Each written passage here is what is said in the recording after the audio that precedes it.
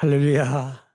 새벽을 깨우신 주의 백성들을 예수님의 이름으로 다시 한번 환영하고 축복합니다. 사랑합니다. 네, 성결 주간 둘째 날 우리 주님이 말씀과 기도로 우리 거룩히 하시고 온전케 하시고 강하게 하시고 계신 줄로 믿습니다. 아멘. 미디어 금식 저도 본격적으로는 처음 해본 것 같아요. 근데 미디어 금식하니까 이렇게 시간이 많이 남는 줄 몰랐습니다. 짬 시간이 굉장히 많이 남고 그때 뭘 해야 될지 몰라가지고 저도 방황하고 있더라고요. 미디어 금식이 이렇게 참 좋구나. 동시에 우리가 짬짬이 미디어를 많이 봤구나. 그런 생각을 많이 하게 됐습니다. 자, 오늘 하나님 우리에게 주신 말씀 마가복음 14장 43절부터 52절까지의 말씀으로 하나님 오늘 우리에게 주시는 하나님의 레마의 말씀을 또 받기를 소망하는 것입니다. 어, 오늘 등장 인물을 좀 보실 필요가 있어요. 예수님의 제자들이죠. 특별히 세 사람이 나옵니다. 이름은 안 나오는데 예수를 파는 자. 누구죠? 가룟 유다입니다. 그리고 47절에 보면 곁에 서 있는 자. 이것을 다른 복음서에 보면 이게 베드로라는 걸 우리는 알 수 있죠. 베드로입니다. 그렇죠? 제사장의 종 말고라는 사람의 귀를 잘라버렸죠. 그리고 마지막에 다른 곳에는 안 나와 있지만 이 마가복음에 독특하게 기록된 한 청년이 벗은 몸을 가지고 뱃 호리불을 두르고 있다가 무리에게 잡혀요. 뱃 호리불을 버리고 벗은 몸으로 도망한 이 사람은 누굴까? 예, 사실 정확하게 모르는데 전통적으로 교회에서는 이 사람을 마가로 봅니다. 마가. 마가복음을 기록한 마가다. 예수님의 제자는 아니었지만 이때 예수님 근처에 따라다니다가 이제 이런 일을 한 것이죠. 어, 이 정도 모습이면 이 공동체, 이 제자 공동체, 이 정도 모습이면 제자 하나가 예수님 팔고, 제자 하나는 칼 들고 막 그냥 칼부림하고, 제자 하나는 어, 배토립을 막 그냥 벗은 몸으로 막 그냥 도망가고, 이 정도 조직 공동체면 망한 겁니다. 이거는 뭐 더 소망이 없는, 이건 안 됐다, 끝났다. 그렇죠? 예수님 12제자 중에 제일 똑똑한 사람 누굴까요? 가룟 유다입니다. 셈을 할 줄 아는. 예수님 제자 중에 셈할 줄 아는 사람이 한둘 있었던 것 같아요. 뭐 세리 마태. 그렇죠? 세금 거뒀던 사람이니까 숫자 개념이 있었겠죠. 근데 그 중에서도 가롯 유다. 이 가롯 지방의 유다라는 사람. 이 가롯 지방을 보통 이 성경학자들은 예루살렘 근처에 있었던 한 소도시로서 굉장히 교육이 발달된 도시로 봅니다. 그래서 예수님 제자 중에 유일하게 요즘 말로 하면은 대학 출신 정도 되는 그나마 학력이 되는 한 고졸쯤 되는 것 같아요. 왜냐하면 전부 다 갈릴리 촌놈들 공부 하나도 안 한 사람들인데 유일하게 공부 좀 한 사람 가룟 유다. 그래서 재정을 맡겼죠. 여러분 교회에서도 재정 아무나한테 안 맡깁니다. 그렇죠? 굉장히 신뢰할 만한 사람에게 맡기죠. 그러니까 가룟 유다는 예수님 제자 중에 가장 머리가 뛰어난 사람이 아닌가 그렇게 추측이 됩니다.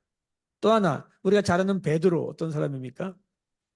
열심히 특심인 사람이고 예수님 실제로 예수님에게 가장 수제자라고 우리가 일컬을 정도로 그렇게 좀 특별한 부분이 있지 않습니까? 그래서 교회 카톨릭 교회는 교황 일대 그렇죠? 그 일대를 바로 베드로로 보는 거죠. 그래서 로마에 가면은 그 바티칸에 그 베드로 성당이 있는데 그 베드로 성당 밑에 뭐가 있어요?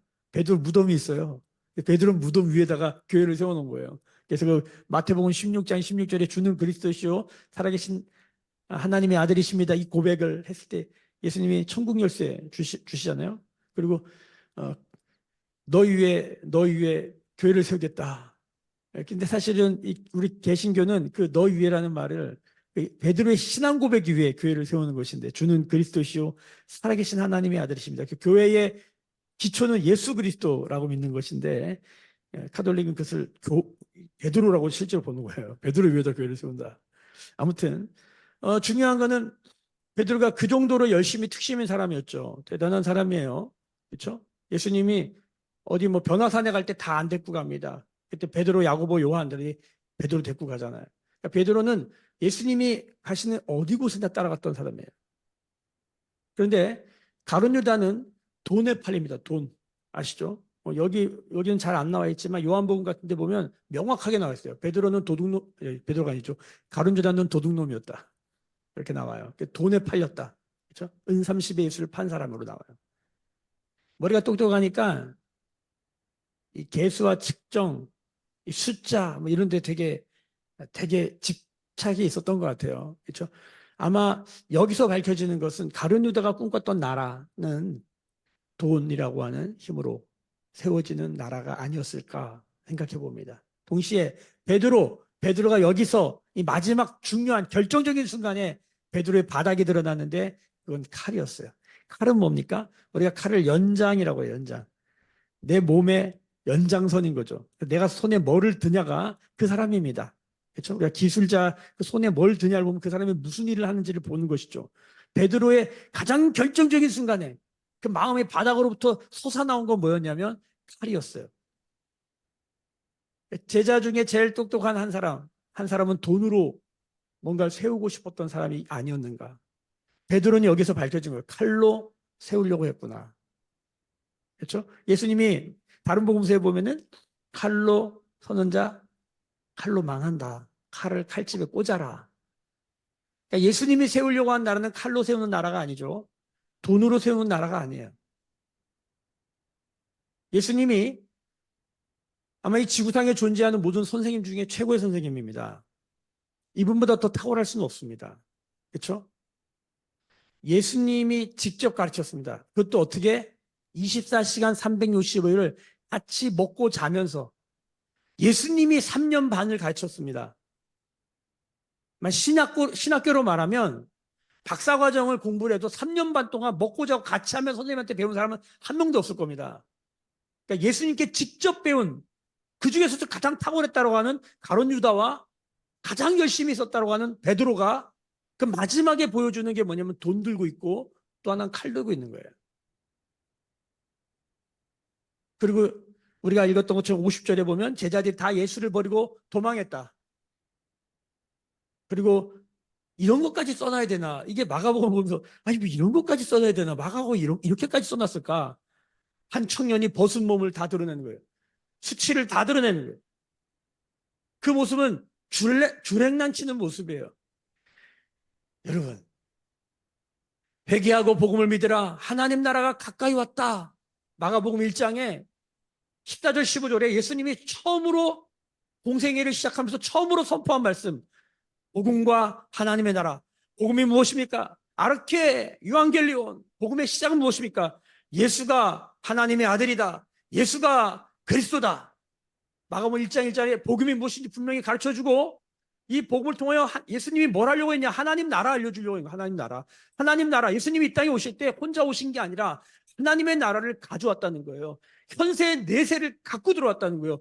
누구든지 예수 믿으면 죽어서 가는 저 천국을 스카이 유니버스 헤븐 3층천 그 너머에 있는 그 하나님의 나라 꿈에도 그리는 그 하나님의 나라 그 하나님 나라를 예수님이 이 땅에 가져오셔서 누구든지 예수 믿고 복음을 믿으면 무슨 일이 일어납니까? 하나님의 나라를 살게 되는 줄로 믿습니다. 죽어서 가는 영생을 이 땅에서 영생을 경험한다 이것입니다. 놀라운 일인 것이죠. 예수님이 이거 알려주시려고 그의 삶 전부를 들려서 특별히 12명의 제자 12명의 제자에게 다 쏟아 놓으셨는데 결론이 뭐냐면 한 사람은 돈이요. 결국 돈이에요. 돈 문제였고 한 사람은 결국 뭐예요? 칼, 힘의 권력의 문제였다는 거예요.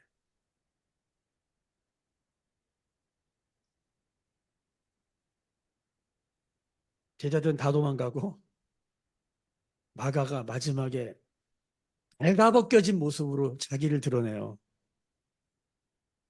이 의도가 뭘까요? 말씀을 왜 이렇게 써놨을까요? 뭐 이렇게까지 써놓나? 망했다는 거예요. 안 된다는 거예요. 아무리 많이 배워도 안 됩니다. 예수님이 제자들에게 어제 이런 말씀하십니다. 겟세마네 기도 우리가 어제 말씀 배웠죠? 같이 들었습니다. 어제 말씀 맨 뒤에 42절 보세요. 41절부터 읽겠습니다. 세 번째 오사 그들에게 이르시되 이제는 자고 쉬라 그만 되었다. 때가 왔도다. 보라 인자가 죄인의 손에 팔리느니라.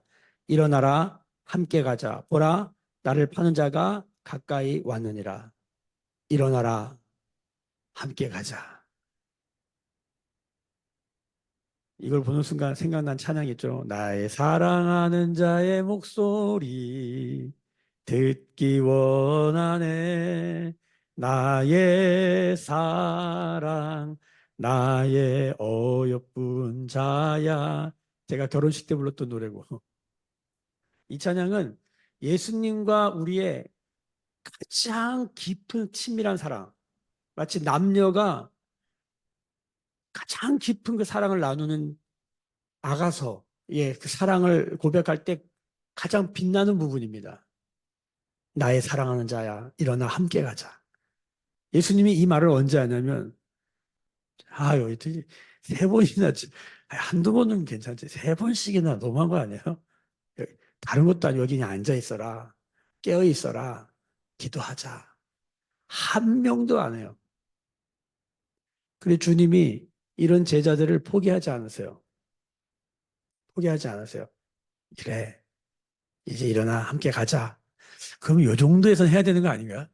근데 제자들이 합니까? 못합니까? 못합니다. 첫 번째, 기도에 실패하면 다 실패합니다. 아무리 많이 배워도 기도에 실패하면 망합니다.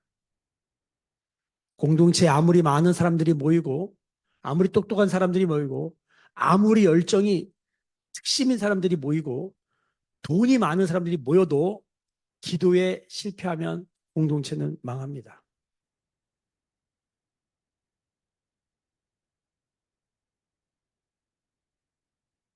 일어나 함께 가자. 그 말 하고 나서 바로 무슨 일이 벌어집니까? 예수님 돈에 팔고, 팔 들고 귀 자르고, 사람 다치게 하고. 이건 하나님 나라가 아니죠. 벗은 몸으로 다 도망가고. 이 정도 되면 예수님도, 야, 이제는 안 되겠다. 그만해야겠다. 포기하실 만한데, 우리가 압니다. 예수님 포기하십니까? 안 합니까? 포기 안 합니다. 여러분, 공동체가 지속되는 이유가 우리의 열심, 우리의 능력, 우리의 돈, 우리의 어떠함, 우리의 능력, 이거 아닌 거 알아요? 동시에 우리의 모자람, 못남, 우리가 사사기 보면서 제가 참 시시하다. 사사들 보면 하나같이 다 쪼다 같아요, 진짜. 이런 사람들이 있나?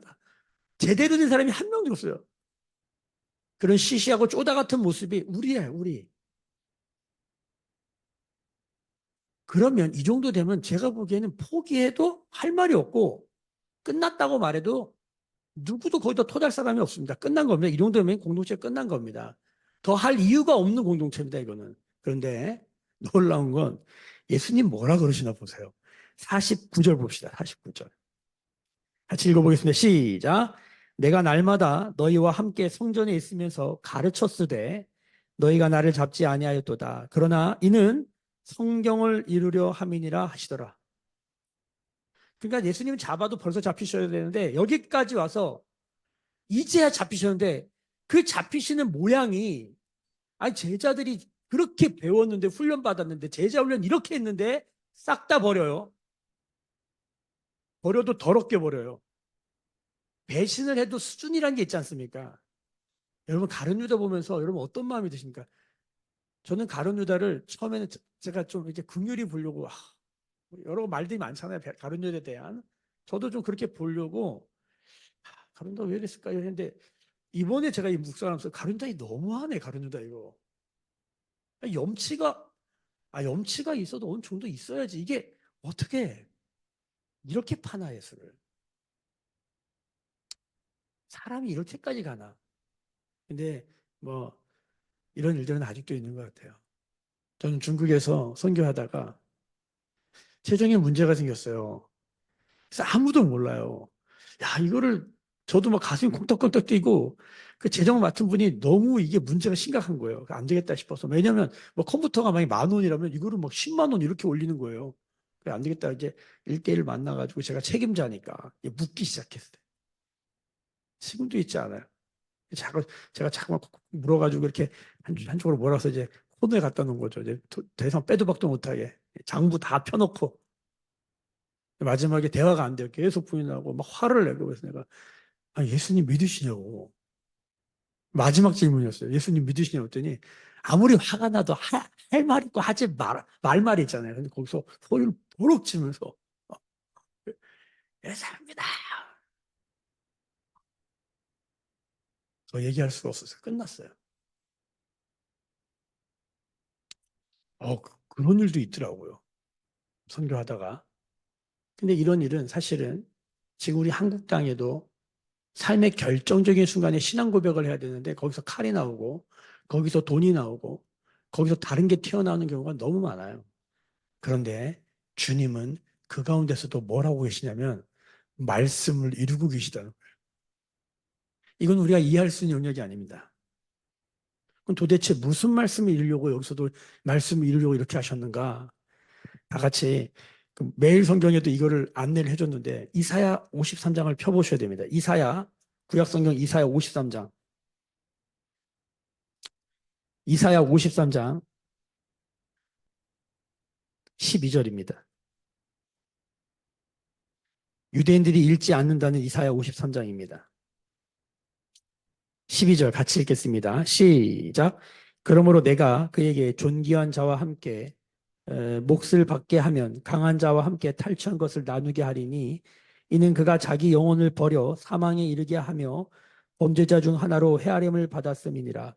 그러나 그가 많은 사람의 죄를 담당하며 범죄자를 위하여 기도하였느니라. 여러분, 이 상황이 무슨 상황인지 아세요?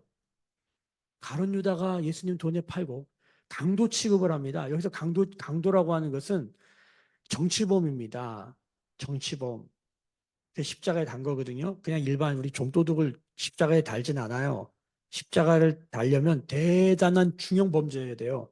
이거는 나라를 강탈하는 강도로 보는 거예요. 지금 예수님을 그렇게 보고 있는 거예요.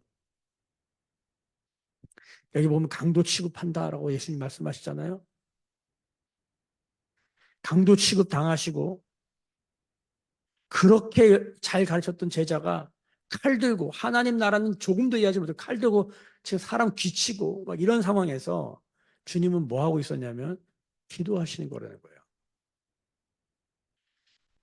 제가 오늘 이 말씀을 묵상하면서 제 안에 강하게 깨달아진 게 있어요. 공동체가 망하지 않는 이유는 목사가 설교를 잘하거나 뭐 우리가 뭘 잘해서가 아니구나. 공동체가 망하지 않는 이유는 그 중심에 예수님이 기도하고 있구나. 어떤 상황에서?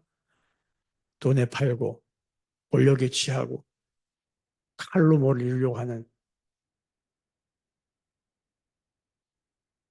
벗은 몸으로 다 도망가는 수치가 다 드러나는 그 현장에서도 누가 계시다? 예수님이 기도하고 있고. 우리 어제 로마서 8장 34절에 죽으시고 부활하셔서 승천하시며 하늘 보좌 우편에 계신 그분이 뭐하고 계신가? 예수님은 지금도 뭐하고 계세요? 우리를 위하여 간구하시느니라.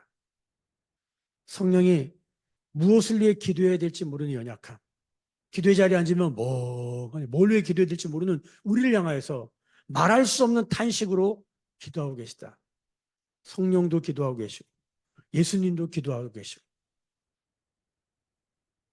아, 교회가 망하지 않는 이유는 우리의 신학이 발달하거나 우리가 대단한 종교심으로 뭔가를 하고 있기 때문이 아니구나.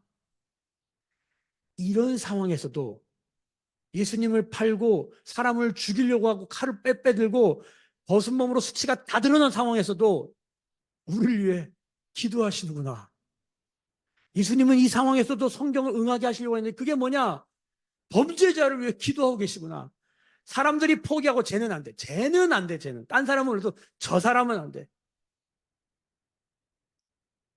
우리 전도 폭발 이런 거 할 때 전도할 때 살인마 고재봉 얘기하잖아요. 일가족을 도끼로 쳐 죽인 살인마 고재봉도 예수 믿고 구원받았습니다. 그 말할 때 마음이 좀 걸리잖아요. 저 사람은 안 될 것 같은데.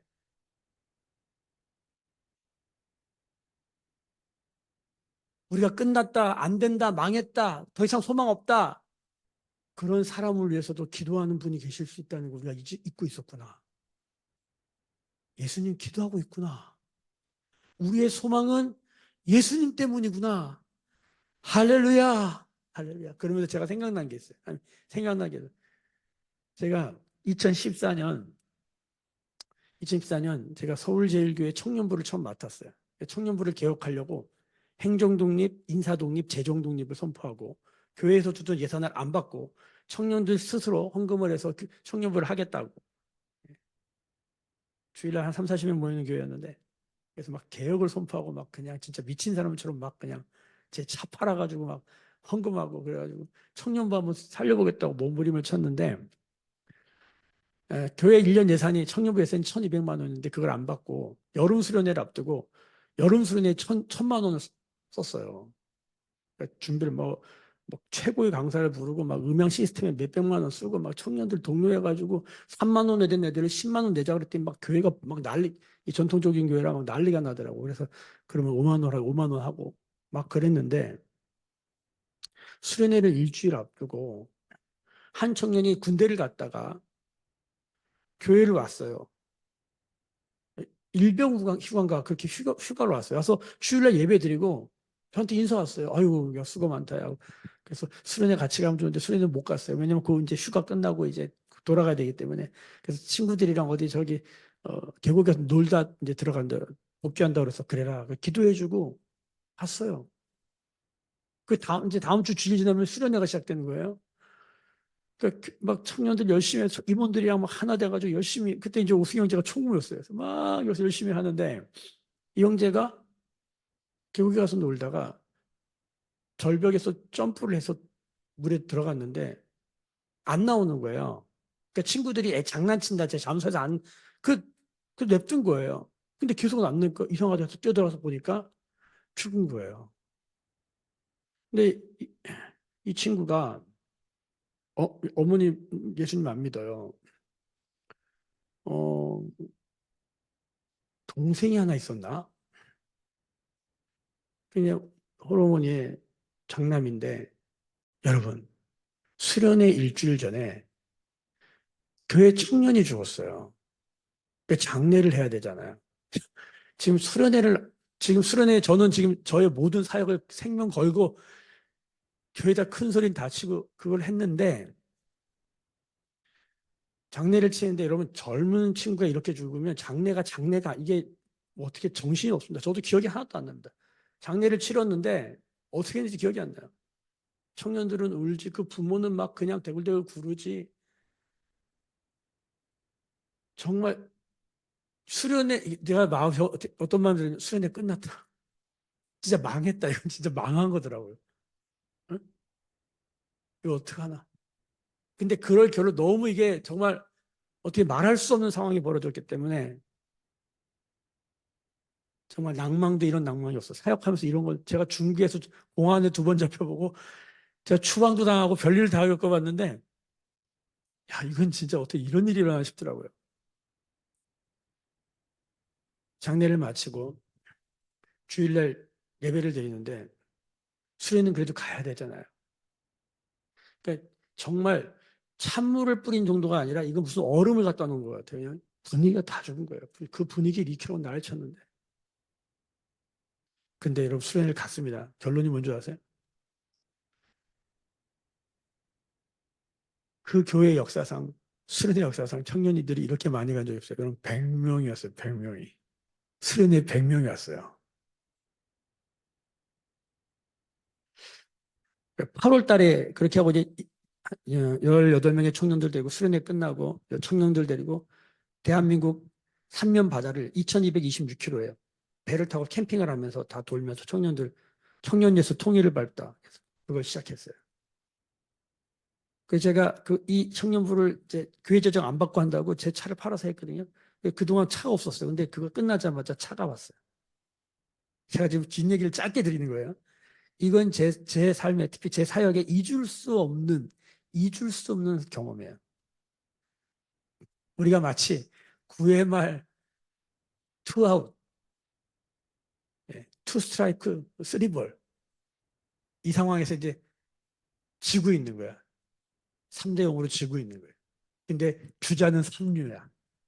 공 하나로 결정돼. 우리 그런 말 하잖아요. 끝날 때까지 끝난 게 아니다.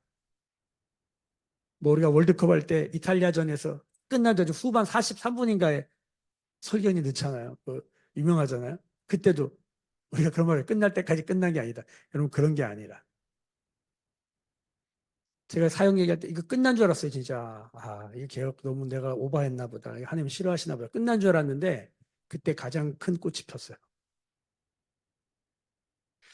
이 공동체를 보면서 이 제자 공동체를 보면서 끝난 것 같아요. 근데 끝난 게 아니에요. 왜 끝난 게 아니었을까? 그동안에는 우리의 어떠함에서 그 이유를 찾으려고 했는데 오늘 말씀 통해서 너무 선명해지는 거예요. 예수님이 기도하고 계시는구나. 성도에게 소망과 성도에게 은혜는 뭐냐? 기도하는 예수님을 아는 것입니다. 절대로 포기하지 않는 이유가 뭐냐? 기도하고 계신 예수님이 있는 거예요. 여러분 이거 알면 죽음의 땅에 생명의 역사 일어나게 되는 줄로 믿습니다. 주님이 이거 알라고 우리한테 뭐 하라고 그런 거예요? 깨어 기도. 기도는 뭐 하시는 거냐면 내 양 옆에 예수님과 성령님이 말할 수 없는 탄식으로 기도하고 계시는 성령님. 지금도 우리를 위하여 간구하시는데 그 간구가 뭐냐? 이사야 53장 12절. 범죄자를 위하여, 나 같은 범죄자를 위하여, 내 안에 있는 가룟 유다와 내 안에 있는 베드로 요소, 내 안에 있는 마가의 요소 가득해 있는데 저 같으면 이런 사람들 투자 안 합니다. 저 같으면 이런 사람들 투자 안 합니다. 이게 투자할 만한 사람들입니까? 버려도 마땅한 사람들인데 주님은 뭐 하시냐면 기도하고 계시다는 거예요. 우리에게 소망이 있는 이유는 우리가 어떠하다는 게 아니라 기도하고 계신 예수님이 있다는 거. 신앙은 뭡니까? 이걸 아는 것입니다. 지금도 역사하시고 일하고 계신 하나님이 있다는 걸 아는 것. 그게 답니다. 그게 답니다. 이 성결 주간에 우리를 성결케 하시는 분도 주님이시고 이 망가진 우리를 다시 공동체를 세우시는 분도 주님이시고 학교도 교회도 이 나라 민족이 모든 삶의 자리에 지금도 기도하고 계신 예수님이 있구나. 예수님은 이것을 어디까지 골고다 길을 걸어가시면서도 이제 보이는 거예요. 그분은 뭐 하신 거예요? 기도하신 거였어요. 그분이 십자가에 달려서도 뭐 하신 거였어요? 기도하신 거였구나. 이사야서 53장을 이루시려고 하는 것이구나. 기도하는 거였구나. 여러분 이게 딴 나라 이야기 아니라 이게 내 옆에 있는 게 아니라 이게 내 안에 들어온 이야기가 되기 위하여 우리는 오늘도 엎드리는 것입니다. 아멘. 아멘. 기도합시다.